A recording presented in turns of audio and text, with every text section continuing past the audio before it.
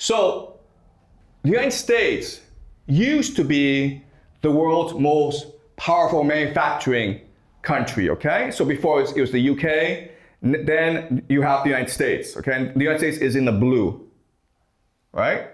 And then China surpassed it. This is intentional, okay?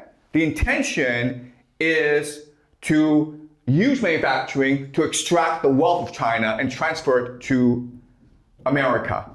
Okay, so now China is the world's most powerful manufacturing country, okay? And this is a map that shows it better, okay? Where China is now number one, United States has moved on to number two, Japan and Germany are pretty flat. This is intentional. The intention is to bind China to the global economy, to become dependent on the global economy, and therefore save the global economy when it's under strain. Okay, one major consequence of this of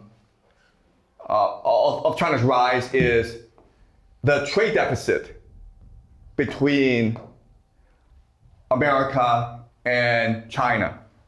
Okay.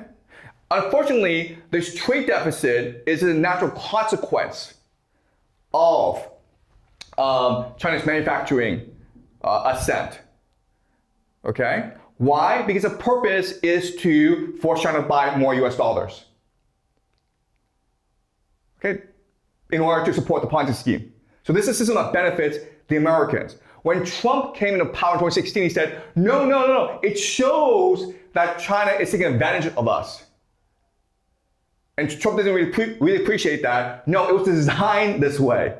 You need to create demand for US dollars. If China is buying a lot of US dollars, that's a good thing, right? China's trading real assets, the energy of its people, for fake assets, which is just US dollars, okay? So it's a great deal for America, but Trump said, no, this is a bad deal, and this was what led to the trade war.